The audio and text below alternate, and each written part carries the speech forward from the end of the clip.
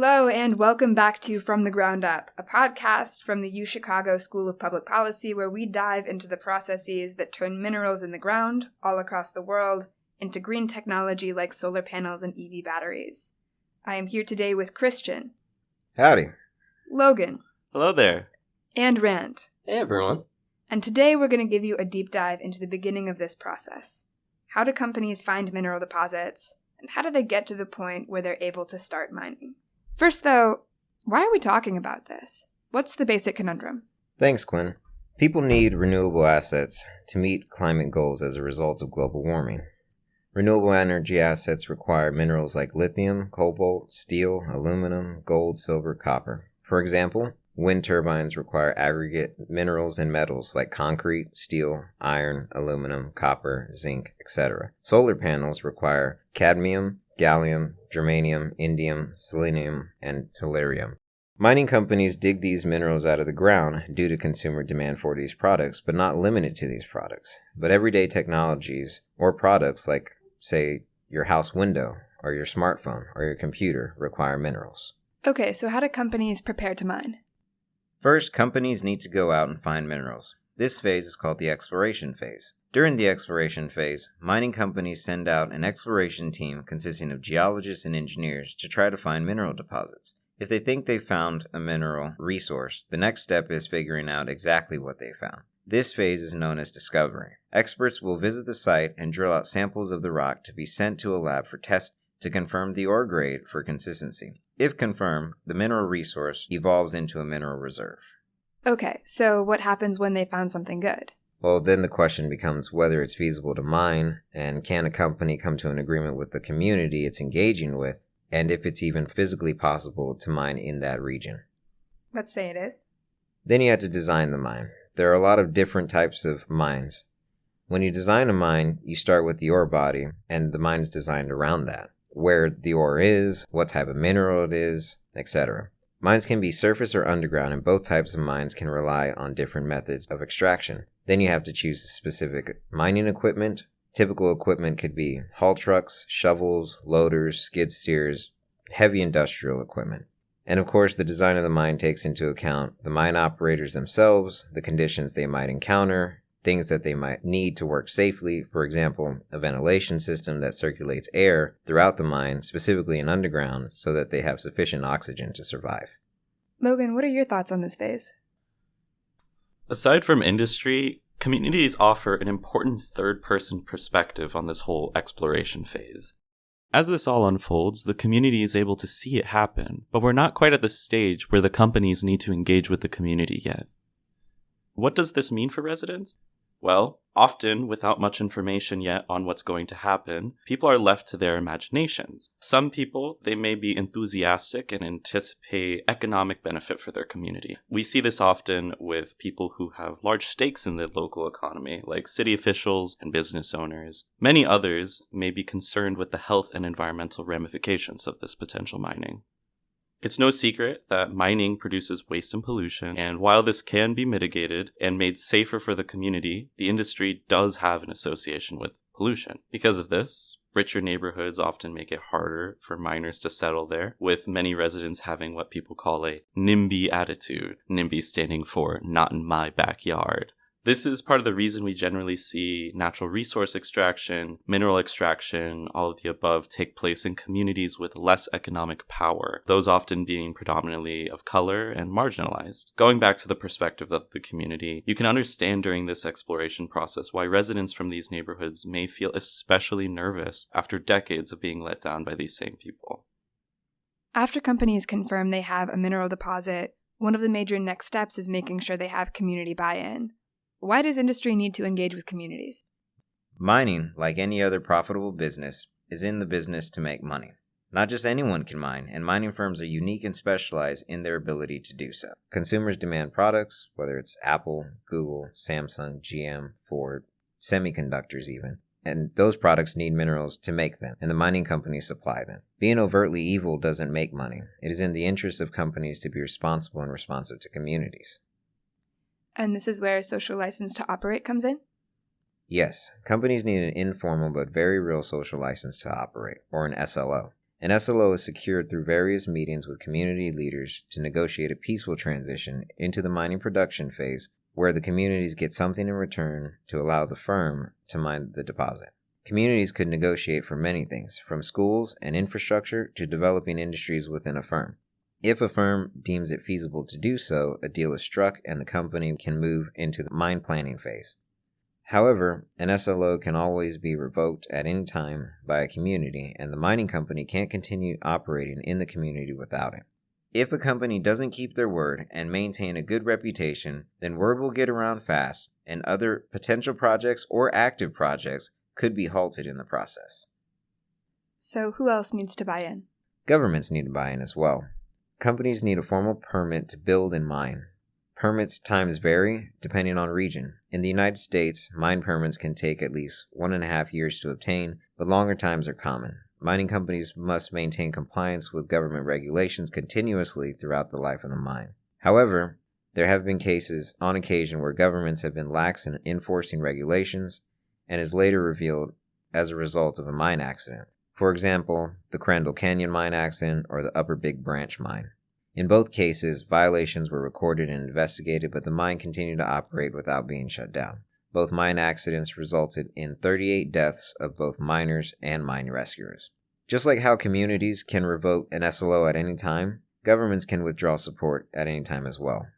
For example, there are some cases where governments have formally approved the development of a mine and once constructed seize the mine for the state by force. In those cases, mining companies must pick up and their leases and/or permits on the minerals will be expired. Switching perspectives, what does this whole process look like and feel like for communities? Do communities do this the same way industry does? Well, Quinn, the short answer is it's complicated. While there have certainly been success stories for communities negotiating with mining companies, what we often see is inequality of resources and leverage between mining companies and poor rural communities inside and outside of the United States. Many times, what people see is these companies come swooping in, promising to explode the local economy, and their town officials will buy into it before sufficient negotiations can happen to elevate community concerns, and sometimes residents are left out of the negotiations entirely.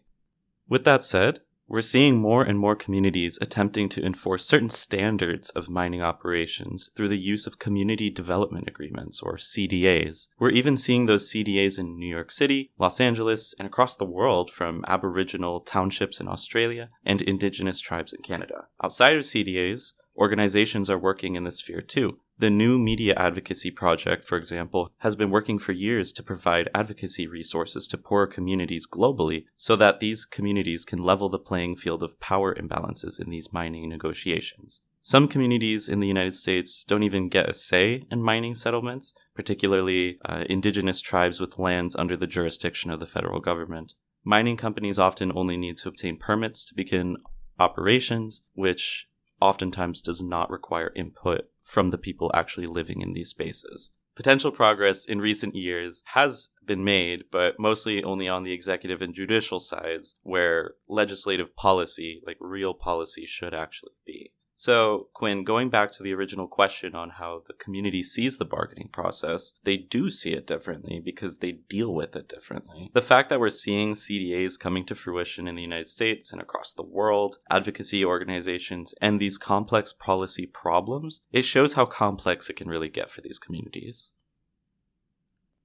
Rand, tell us a little bit more about the regulatory context. Yes, and these issues of power dynamics, especially between mining companies and the communities in which they extract minerals, is complicated by a somewhat outdated federal infrastructure. Now, testimony from the Deputy Assistant Secretary in the U.S. Department of the Interior last year provides a little bit of useful context. Most mining in America, especially on federal lands, is governed by the Mining Law of 1872. And originally, that granted the Department of the Interior full leeway to dispose of federal lands for extraction, but with no return for the taxpayer, no fees, no licenses, no leases that would have to go back to the American public in some way. Now, over time, this was reformed. And now, for example, if you extract oil or petroleum on public lands, you got to pay the government a fee.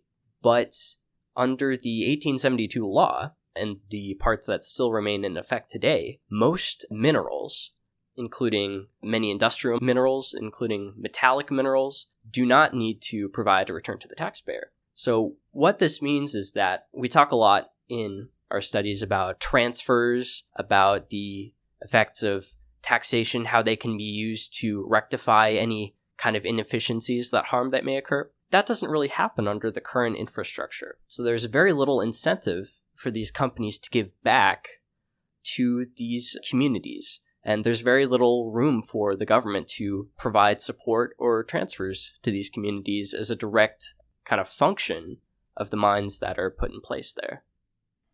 And what about the international context? Well, Logan touched on it a little bit earlier, but mineral extraction forms the backbone of a lot of interconnected global supply chains. And as we've seen this year with the passage of the CHIPS and Science Act, it can be a national security issue as well as an economic issue. And so that makes international mining very fraught with tension between companies and countries, and also within countries too. For example, a recent study by Norman Loayza and Jamel Rigolini of the World Bank examined the impact of mining operations in the 1990s and 2000s in Peru, specifically on its impact on regions within the country. So they found that mining has a positive average but negative distributional effects on Peru's districts. In other words, the tide itself rises, but not everywhere equally. Mining projects in a district tend to make it richer, tend to increase consumption there, but it also produced inequality in the districts that they examined to a much greater degree than other non-affected districts. So this is partly due to migration of skilled, educated professionals who work in the mines from other areas, these possibly more rural areas.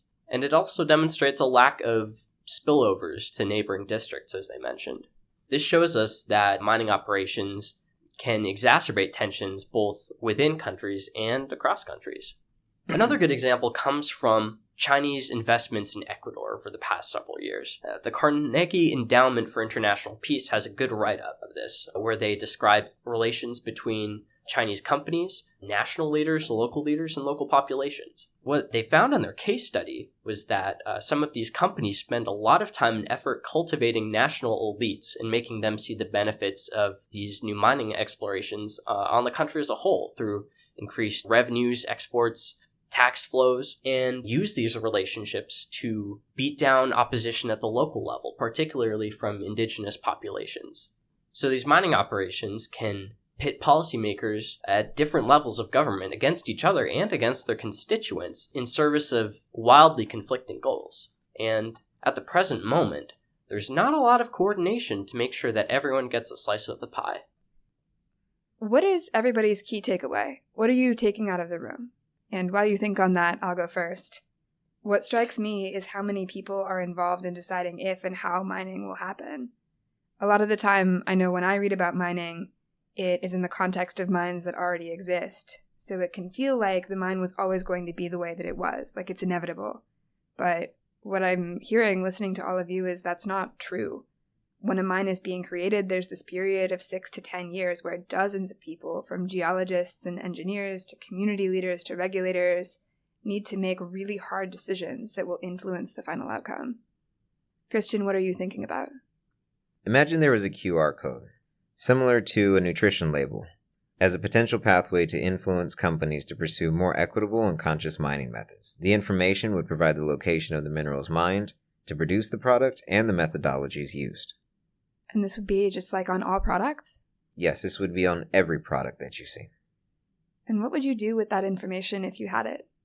By having this information, consumers can be more conscious about where the minerals used in their products are mined from, the mining methods used, and the impact a firm had whether they mined consciously or unconsciously. If this information is available, it connects consumers to the mining companies like never before.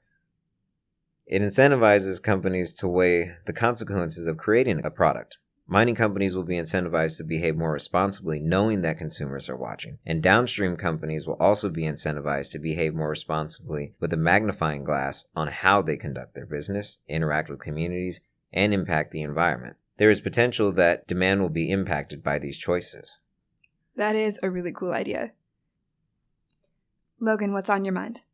Yeah, well, I'm thinking back to what Christian said earlier about how it's not necessarily profitable for companies to be overtly evil. And I think that's a really good point that sometimes gets overlooked in environmental justice.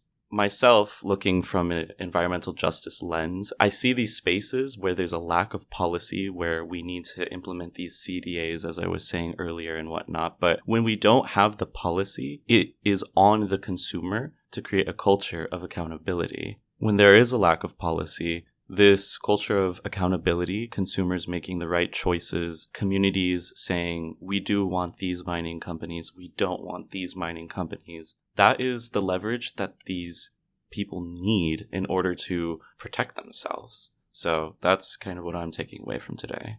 Yeah. Rand, take us home. Yeah, before we started putting this together, I wasn't really aware of the whole concept of a social license to operate, like kind of a social contract, obviously, between a community and an operator. I've been thinking a lot about how this plays into the institutions that we see in policymaking, incentives that different actors face, and how it plays out in our daily lives. Mining, especially for high-value materials that make chips or solar panels or whatnot, it's quite literally extractive endeavor. And great challenge that we have before us is to make sure that we're not extracting value from these communities, particularly vulnerable communities across the world, but without giving anything back in return. We have to make sure it's a fair trade. Yeah, that seems to be a thread that a lot of us are thinking about today. And I would love for us to do a future episode where we just really dive into how to make that possible and how specifically consumers can try to make the best choices they have with the information that's available. That's all for today. Thank you for joining us on From the Ground Up.